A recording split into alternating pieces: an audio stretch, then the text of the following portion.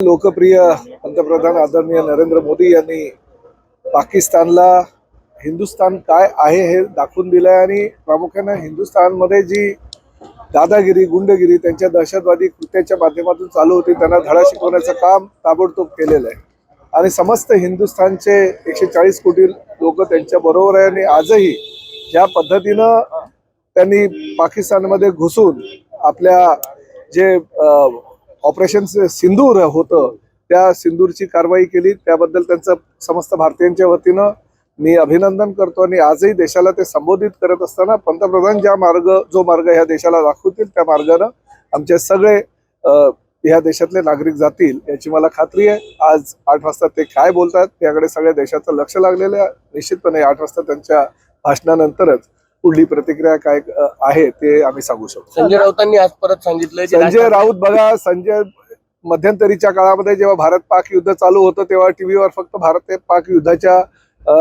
जे बातम्या आहेत त्या प्रसारित होत होत्या आणि मध्यंतरी अचानक काल संजय राऊतांनी ह्या देशामध्ये अमेरिकेचा काय संबंध आहे किंवा युद्धविराम का केला अशा प्रकारच्या वल्गना चालू केल्या। जर त्यांची हिंमत होती तर त्यांनी सीमेवर जायचं होतं देशाच्या रक्षणाकरता। जे आपल्या सैनिक आपल्या प्राणाची बलिदान देऊन आहुती देऊन ह्या देशाचं संरक्षण करतायत त्यांच्याबद्दल जर अशा प्रकारचा वक्तव्य संजय राऊत करत असतील तर निश्चितपणे चुकीचं आहे। अशा पद्धतीनं काँग्रेसची काही मंडळी उबाटाची काही मंडळी ह्या अशा वेळी पंतप्रधानांच्या विरोधामध्ये बोलत असतील आणि पंतप्रधानांनी जे काम ह्या देशासाठी केलेलं आहे त्याबद्दल बोलत असतील तर मला त्यांची कीव येते।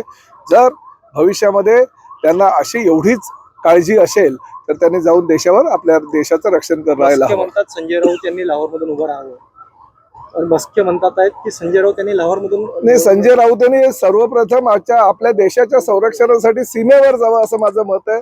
लाहोरमध्ये तर ते भारी भक्कम फार मोठ्या पदावर निवडून येतील याची मला खात्री आहे, परंतु आधी रक्षण करावं आणि नंतर त्यांनी लाहोरला जावं। दोन्ही ठाकरे बंधूंमध्ये युती संदर्भात चर्चा सुरू आहे अशी चांगली गोष्ट आहे। युती जर होत असेल तर ती फार चांगली गोष्ट आहे, परंतु ह्यापूर्वी जर युती केली असतील तर ह्या राज्याला अजून चांगले दिवस काहीतरी त्यांच्या माध्यमातून दिसले असते। परंतु आता मुंबई महापालिकेच्या निवडणुका आल्यात आणि त्यावेळी युतीची चर्चा जर चालू असेल तर त्यांच्या त्या पक्षाचा तो अधिकार आहे, त्यांनी युती करावी आणि म्हणजे जर इच्छा त्यांची असेल। परंतु ठाकरे बंधूंचं एकत्र येणं असं काही कोणालाही खरं वाटत नाहीये, परंतु आले तर चांगलं आहे। आम्ही त्यांच्याबरोबर लढायला तयार आहोत।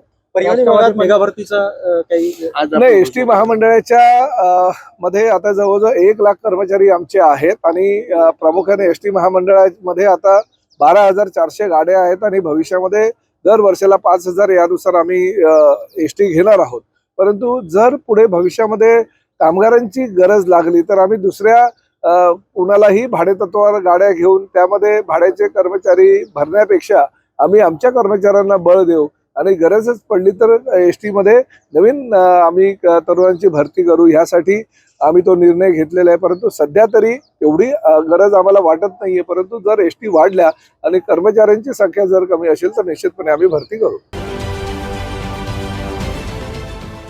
देश विदेशातील प्रत्येक घडामोडींचे लाईव्ह अपडेट मिळवण्यासाठी आता साम टीव्हीच्या सर्व सोशल मीडिया प्लॅटफॉर्मला लाईक, फॉलो आणि सबस्क्राईब करा।